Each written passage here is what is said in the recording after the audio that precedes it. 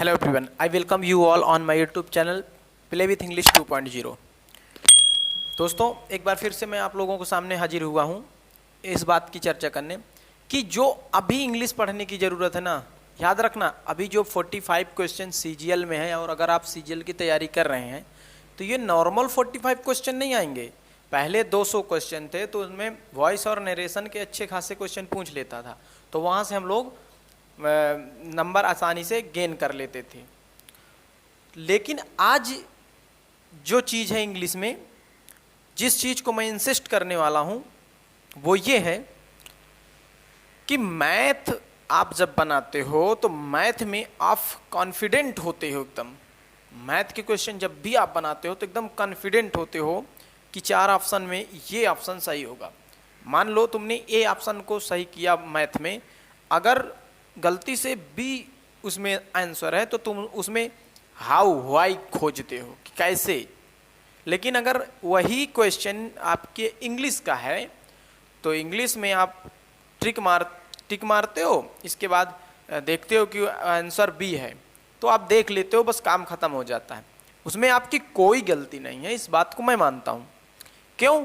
क्योंकि आपके पढ़ाने वाले टीचर ने दरअसल 80% इंग्लिश इनविजुअल होती है, दिखती ही नहीं है, वो पढ़ाए ही नहीं है। Part of speech her teacher आपको पढ़ाता है, नाउन पढ़ाते हैं 15 से 20 दिन पढ़ाते नाउन को। लेकिन अगर मेरा एक क्वेश्चन मैं आप लोगों से पूछूं कि नाउन में ही भाई आप ऐसा क्या जानते हो जो कक्षा 9-10 का बच्चा नहीं जानता है? आप इस बात को सोचो। मैथ में आप जो जानते हो वो कक्षा 9-10 का बच्चा नहीं जानता, इस बात को भी सोचो। लेकिन इंग्लिश में जो आप जानते हो वो भी जानता है। भाई 2-4 पहाड़ आप ज़्यादा जानते होगे, वो कम जानता है, लेकिन सेम चीज़ जानता है ना। नाउन की डिफिनेशन उसको पता है, 5 प्रकार उसको पता है, मैंने देखा है।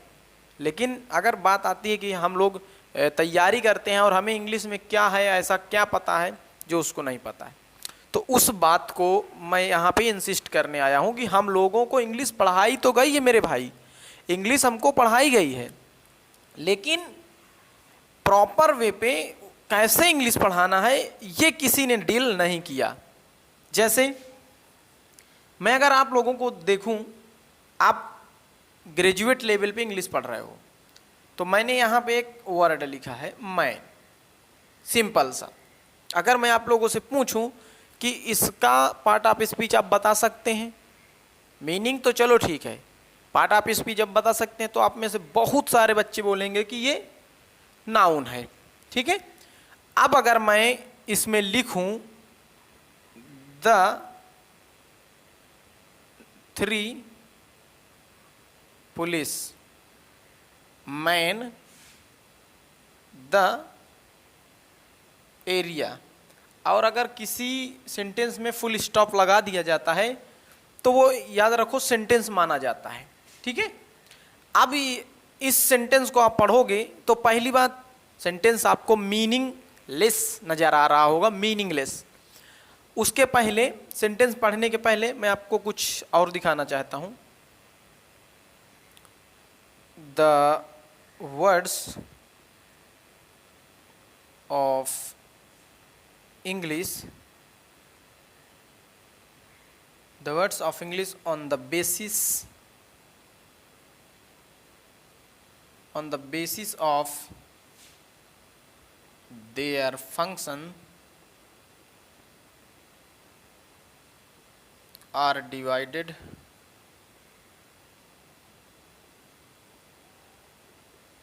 into 8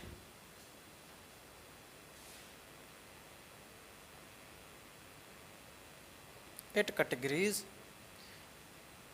and it called part of speech।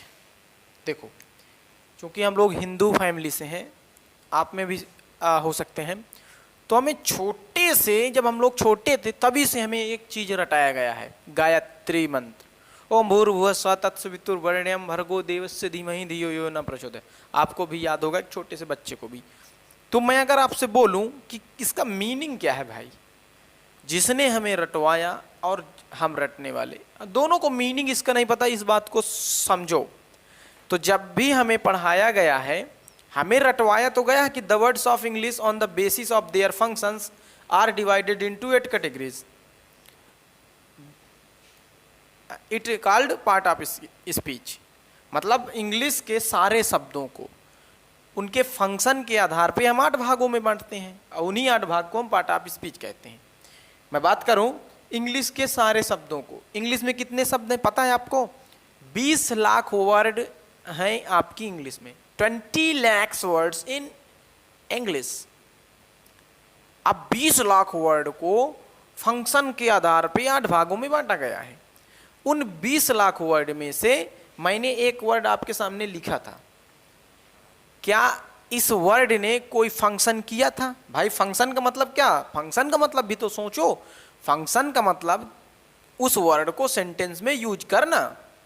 तो यहां पे जब मैंने द मैन लिखा था तो इसने तो कोई फंक्शन किया नहीं, मैंने सिंपल मैन लिखा था। फंक्शन तब किया ना जब मैंने इसको सेंटेंस में यूज किया, 3 पुलिस मैन द एरिया। अभी आप लोगों को ये मैन गलत लग रहा होगा यहाँ पे, लेकिन यहीं पे अगर मैं बोलूं कि ये 3 पुलिस आपका सब्जेक्ट, ये मैन आपका वर्ब और ये आपका ऑब्जेक्ट, तो अब सब लोग सोच रहे होंगे कि आखिर अगर ये सेंटेंस है तो इस मैन का मीनिंग क्या है। यही सबसे बड़ी दिक्कत है हमारी इंग्लिश में। टीचर ने हमको नाउन की डिफिनेशन पढ़ाया है, noun is the name of any person place और थिंग। सोचो बैठ के कि जिस लेवल पे तुम इंग्लिश पढ़ रहे हो, क्या नाउन की डिफिनेशन उस लेवल पे तुमको जानना है कि उस नाउन का यूज सीखना है कि आखिर उस नाउन को मैं कैसे और कहाँ यूज कर सकता हूँ। और कन्फ्यूजन तुमको इसलिए नहीं पैदा होता क्योंकि तुम्हारे सामने सेंटेंस कैसे होते हैं, राम आम खाता है, मोहन बाजार जाता है, वो स्टेशन गया, ऐसे सेंटेंस होते हैं। 4-6 वर्ड लगा के सेंटेंस में दे दूं, क्या कन्फ्यूजन होगी तुम्हारे भाई। अभी मैं एक पैराग्राफ लिख दूंगा, ढेरों कन्फ्यूजन आ जाएंगे कि कौन सा वर्ड कैसे लगा है। तो यहाँ पे देखो, अब यहाँ पे देखोगे तो हम मीनिंग किसी भी मैं भाई पैसेज भी बताऊंगा, पैसेज में कैसे मीनिंग निकालते हैं। अगर मैं यहाँ पे इस मैन के मीनिंग की बात करूं, एरिया और पुलिस को पकड़ो, यानी पुलिस है वो एरिया में क्या करती है, इस बात को यहाँ थिंकिंग कर आने दो, दिमाग में सोचो, माइंड को प्रोसेसिंग में डालो कि पुलिस है तो वो एरिया में क्या करेगी। भाई अगर मीनिंगफुल है सेंटेंस तो पुलिस एरिया में डांस तो करेगी नहीं, या तो पुलिस उस एरिया की देख रेख करेगी, निगरानी करेगी, मीन्स कि उस एरिया को प्रोटेक्ट करेगी, प्रोटेक्ट। अब याद रखना मैन का जो मीनिंग है वो प्रोटेक्ट का मीनिंग है, और ये मैंने नहीं बनाया, ये मैंने नहीं बनाया, मैंने इसको देखा और हाईलाइट कर दिया है, बस मैंने कुछ और नहीं किया, इसको मैंने हाईलाइट किया है। अब मैं आपको दिखाने जा रहा हूं। हो सकता है आप लोग सोचे होंगे कि ये तो सेंटेंस कहीं से देख लिए होंगे, या 3 पुलिस प्रोटेक्ट द एरिया। अब मैन का एज ए वर्ब आप ऑक्सफोर्ड की डिक्शनरी लीजिए, वहाँ देखिए, मैन को खोजिए, वहाँ एज ए वर्ब यूज किया गया है। अभी यहाँ पे ये आपको एक प्रीपोजिशन नजर आएगा, लेकिन मेरे को ये अभी कुछ नहीं नजर आएगा।